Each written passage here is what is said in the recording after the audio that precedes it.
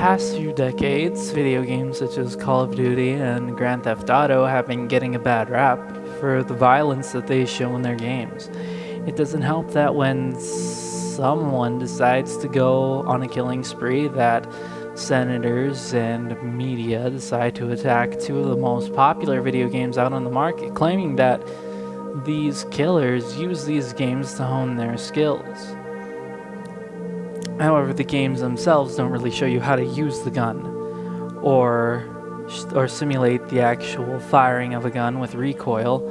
The only thing it could even vaguely show anyone is how to reload the gun. And even that's not enough to go and prepare yourself for a killing spree.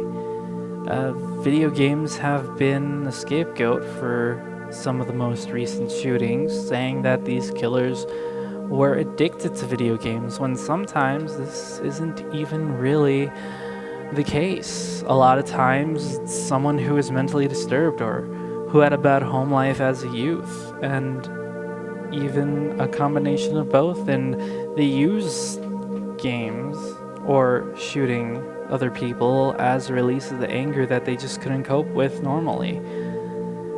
And really, video games are still in their infancy and have only been around since the 70s, actually.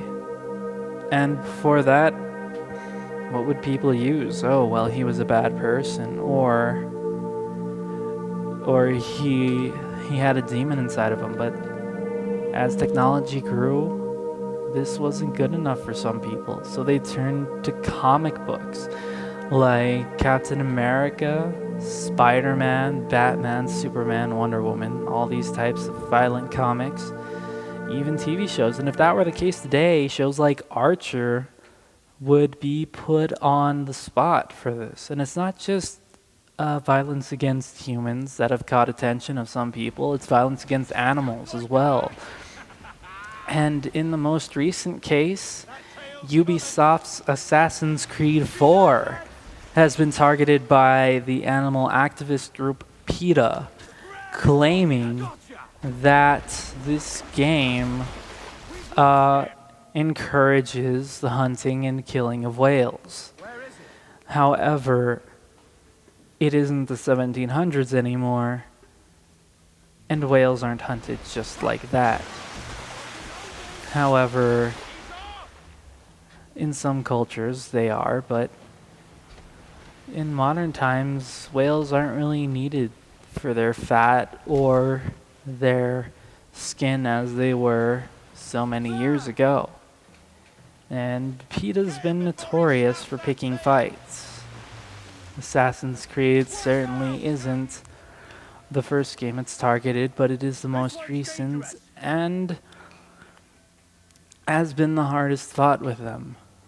They've actually threatened lawsuits against the game developers, telling them to pull the game from the shelves or get sued, but were met with rhetorical remarks and much sarcasm from Ubisoft.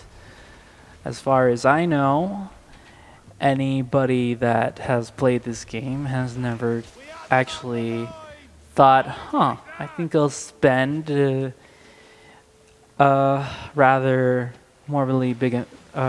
large amount of money just to get whale spearing equipment and go hunt some whales, because one, items like that are hard to find or can't be bought at all,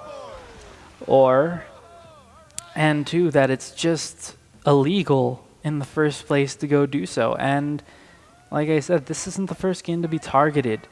Games like Super Mario or Cooking Mama have been targeted for this sort of thing, as well as Pokemon, which has been the more popular.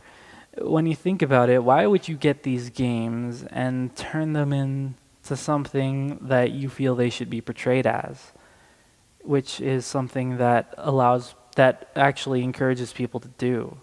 And there are several ways to get rid of this stigma of gamers being violent. Searching for petitions to send to the politicians out in Washington.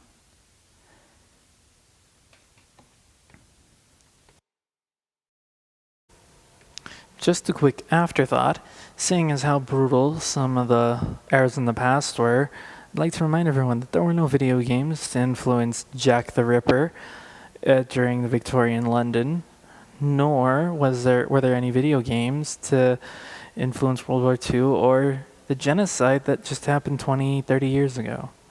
So I'm just baffled by how the government can put blame on video games. And here's a graph explaining the fact I told earlier about video games lowering youth violence rates.